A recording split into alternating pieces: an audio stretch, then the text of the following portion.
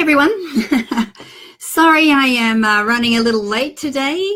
My phone didn't work for some reason. It wasn't loading the app. And then I've just realized that I can do this through my laptop, which is a revelation because I could have been doing it through my laptop all the time, all these times. How crazy. So guys, welcome to the live broadcast today. I'm Natalie Deadwell, coming to you from my laptop, from my computer, rather than my phone for a change. And just looking forward to sharing the broadcast with you today. So if you're here and you're joining me today, please say a little hi, let me know where you're from, and I can give you a little shout out. Oh my God, this is like a whole new experience for me. I've got the big screen. I can see all the comments. I can see Carl Gustav. Hi, Carl. How are you? Terry Collier. Hello to you too, Possum. Marianne Kramer. Hey, how are you? DeFicio, I think hi from Long Beach. Hi, Jim Schneider. Good to see you here. Queen Kiki Marshall. Hi, Queen Kiki Marshall. Hello to you, darling. Great to see you here. Because I was like a little behind the scenes and didn't get the chance to put up what the title of my little broadcast is today. But today I'm going to be talking about how to create a sense of inclusion around the holiday season. Now, I know that some of us are like busy out of our brains and we've got all these commitments and we overcommit ourselves. We have family and a whole bunch of things going on. But then for some of us, we don't get the opportunity to catch up with family. Or we are with family, but we still feel like we're kind of isolated or alone. Maybe we feel like an alien in our family or something. So, maybe you just can't get the chance to physically be with family or friends or whatever. So today I want to talk about, how we can minimize, the isolation and really create a sense of inclusion, and also how to really make the most, emotionally of the holiday season. Okay, so that's what I'm going to be covering today. So let me start with how we're going to make the holiday season merrier. I've got a few tips that I want to share with you today. Now, the first tip I want to share with you may sound a little strange, a little counterproductive, but I'm going to throw this out there, and I'd love to see your comments on what you think about this. But I think that one of the best ways for us to create more of a sense of inclusion and connection during the holiday season is to back away from the social media. Now, I know that's like a really wild kind of an idea and a concept, but think about it for a moment. Because when we're consistently online, we're consistently, posting photos and waiting to see who's liking us and how many comments we're getting, we're missing out on what's happening all around us. And that in itself is creating a sense of isolation. Now I know that if you're, like me, when I'm here in the US, I like to post lots of photos so my friends in Australia can see what I'm up to. And vice versa, when I go home, which I will be doing at Christmas again this year, I post photos so my friends here in the US can see what I'm up to and we kind of can stay connected. And we know what's going on. But if it's like you're consistently checking your phone all the time, you're missing what's going on around you. And it's keeping you in an activity that really creates more disconnection and more isolation. Okay, so try and spend a minimal amount of time on social media, because the other thing that we do that we don't realize is that we start to compare ourselves to others. Now, remember, not many people actually post about how sad they're feeling, or how depressed they are, or some of the bad things are happening. They only post the good stuff. So we see like the shiny part of life. So it's only a slice of what's actually going on. And, if we're feeling isolated and we see all these happy people, we just like that kind of makes us feel worse. So we don't want to do that. We want to make sure that we're actually participating in life around us, which brings me to my next tip, which is all about seeking activities that really helps to create a sense of inclusion. So, think about for me, the ice skating rinks. I'm like, oh, I haven't been ice skating before. Now, if I was just on my own, I would definitely go to an ice skating rink. It's a way for me to, get some exercise, to participate in an activity I don't get to do very often. It's heaps and heaps of fun. It's something that you can do on your own, and you're around people. and you're living life, and and it's an amazing place to meet people as well and start up conversations and feel like you're part of a collective. Things like going to the movies. I go to the movies by myself all the time. I love it. There's a place up here at the marina. They've got the big deck chair, the lounge chairs where you get to lay back. They serve you a glass of wine. You get some food. It's very fabulous. So, of course, once the lights go down in the movie theater, it doesn't matter who you're with because you're, involved in the movie. So look at doing, even walking on the beach, walking, like out in nature or being around where people are, is a really good way to have that sense of inclusion and connectedness. For me, one of my favorite cities in the world is New York. And one of my favorite things to do when I go there is just to go to Central Park and just to wander around and sit down on the grass and just absorb all the activity, the different buskers and the different people and how they dress differently and all the different cultures that are represented there and how amazing that is and how it makes me feel like part of this huge collective. So back away from the computer and back away from the phone and start to do things that are going to get you out and about in places where you've got more connected and there's more people and more population. Okay? And challenge yourself. Make this like a game where you get to challenge yourself and go, okay, if there's something that I haven't done before or something that I've always wanted to do, what would that be? And even being able to do that gives you such a sense of accomplishment, and such a sense of empowerment because, you're really challenging yourself. You're stepping outside your comfort zone a little bit, but you're doing something that's also fun and meaningful, which is awesome. Okay. Let me say a few more hellos. Let's see. We've got Patty Ray Meyer from Kansas. Hi, Patty Ray. How are you? Carl is saying, for example, Facebook can even be so stressful anytime in case you just need to spend to read the feed randomly. Yeah, you know what? It's like there's so much noise happening here in Facebook. And hey, I love Facebook. It's the only social media that I really spend a lot of personal time on, and it's great because I get to connect with you guys here. And but I like to limit my time. Otherwise, you get sucked into this vortex of Facebook, and then you're missing out on life and what's happening around you. Jody's saying very true. We should keep this in mind all year round. I know, right? Jackie from WI, Washington. I don't know where, Wisconsin. I'm trying to remember all the states. I've got Carrie here from Florida. Hi, Carrie. How are you? Jim's going, I go to the movies alone too. It's a treat. Yeah, me too. I especially love, because, I like the action films and 3D and have the goggles on. I love that kind of thing. Ruth Ann is saying hi from Northern Ireland. Hi. And Juliet Santana. Hi, Juliet. How are you? Okay, so that was the first few tips. What's my next ones? Next one is to invest in your friendships. So you may not be able to be physically with your friends around that time. Maybe they have commitments or you can't be with them for whatever reason.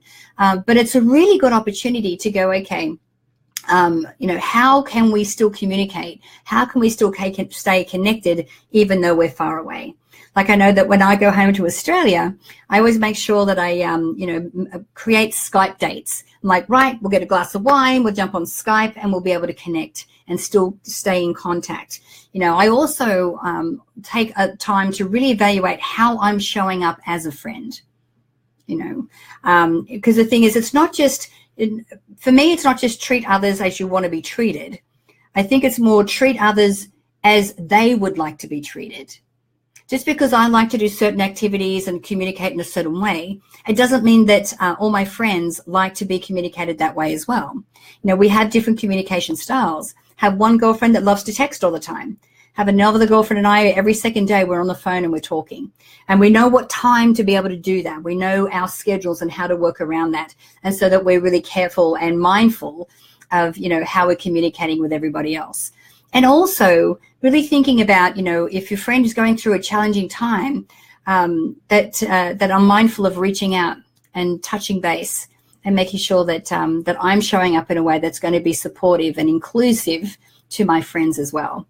So really take some time to think about how you can do that, not just at the holiday time, but all year round. Because, it can be a very stressful time. And a lot of people, as when we're very stressed, a lot of times we just hold it all in. But if you can be there for your friends and show up in a place where you can hold space for them to really, unload, or for them to vent, or for them to really share what's going on in their lives, and do it from a place of non-judgment, and do it from a place where, you just let them talk and you just listen. It's amazing how much of a connection that can really create for you and your friends. So be mindful about that as well, and think about that when you're communicating with friends. Okay, so the next one I want to talk about is to volunteer for a cause or for an event. Now, I know actually, I don't know if any of you watch this TV show, but Sarah Silverman does a show on Hulu called I Love You, America. And she was talking about, the Thanksgiving was the last episode that I saw of hers. And she's like, Thanksgiving, and she's a comedian, it's a time where rich people serve poor people soup. And she goes, no, seriously, everyone, they've got plenty of volunteers for those times, but any other time, please, go and volunteer or help. So think about not just over the holiday season, how you could volunteer or help, but how you could make that a practice throughout the year. And think about how that can show up for you. In LA, I actually, this is how I found it. I actually volunteer once a month, and I read to kids at downtown LA, at the schools down there. But the way I found out about this organization and was able to volunteer was through a website called volunteermatch.org. So any type of volunteer type work that you want to do, you can actually type it in, your area, the times that you're available, and then a whole bunch of things will pop up for you that can actually fit into your schedule and the type of activities that you want to do. So, not just at this time of year, but make a commitment to thinking about, how can I give back? And, it doesn't necessarily have to be money, but your effort and your actual physical activity, how that can really help others all year round, which is a really great thing too. Let me say a few more hellos while I'm here. I see Shantae Taylor. Hi, great to see you here, darling. Let's see, we've got Linda Whiteley. Good to see you here, Linda. Maria Hernandez from California. Hi. Oh, thanks, Shantae, for posting that link. It's fantastic. There are so many different things you can do through that website. It's like awesome. So think about how you can do that throughout the year. The other thing I wanted to recommend is writing a grateful list. I mean, obviously, but look at all the different areas, friends and family. Look at, your career, look at where you're living, look at, your health, look at, the wealth or the career that you have going, look at, all these different areas of life, and then really sit down and spend some time and, make an event of it. Light some candles, have some lovely music playing, have a really nice journal, a nice pen, have a glass of wine or a cup of tea or whatever you like, and then just sit down and just, start spending some time really thinking about all these different areas and really counting your blessings for all the incredible things that we already have in our life. There's an amazing documentary on YouTube called Human. And it's in 4 parts, and it's visually stunning, and it's emotionally raw, and it's one of the most incredible documentaries I've ever seen. And there are so many stories that are peppered throughout this documentary from people all over the world, and they're nameless people, but from different countries and from everywhere. And some of the life experiences that they explain in this documentary makes me feel so eternally grateful for everything that I have in my life. I mean, look at my life. I have nothing to complain about, and everything to be grateful for. But if you, spend a moment where you just make it an event and really, celebrate by yourself a new gratitude journal, and do that as well. And what else? Oh, and the other thing that I really I want to suggest is that while you're doing that, plan out your next year. So when you're looking at all these different areas of life, think about, well, where do I want to be next year? What do I want to, what do I want to create? And not just the things that you want to create or the events that you want to create, but think about who do you want to be in 2018? Like, how do you want to show up? Is there some kind of core value or behavior or personality trait that you would like to adopt and step into more of that in the next year. And really make a commitment to yourself to be able to do that. And I think that that's really going to help to, create that excitement about the next year. And when you combine all of these things together, going through the holiday season, whether you're surrounded by people and still feeling isolated, or if you are alone, that any of these activities can really help to create a sense of love and connection. Because let's face it, we are all part of humanity, this beautiful, amazing humanity. And doing these little exercises and to be able to help remember that connection, I think it'd be really helpful. So thank you guys for joining me for today, especially because I'm was running late, and sorry about that. But I do have a gift as usual. Let me tell you what it is. It is, what is it? Oh, it's a 13-minute exercise in PDF, and we call it the introspection exercise. So with the introspection exercise, I know my team is going to put a link here so you can go through and download that. In 13 minutes, you can find out what's holding you back from getting you to where you want to be in life. And it also has my 7 morning success rituals. So these are my morning practices that I do every day. And I've actually included them in a PDF for you as well. But the introspection exercise is really awesome to be able to get to the bottom of, okay, if I'm not where I want to be, where is my blind spot? What can't I see? And this exercise will be able to help to make that more obvious for you. So guys, thank you again for joining me today. It's an absolute pleasure, doing the broadcast for you. I will be back again on Friday at 4 p.m. So look out for that broadcast. Have a fantastic evening. And everyone, bye for now.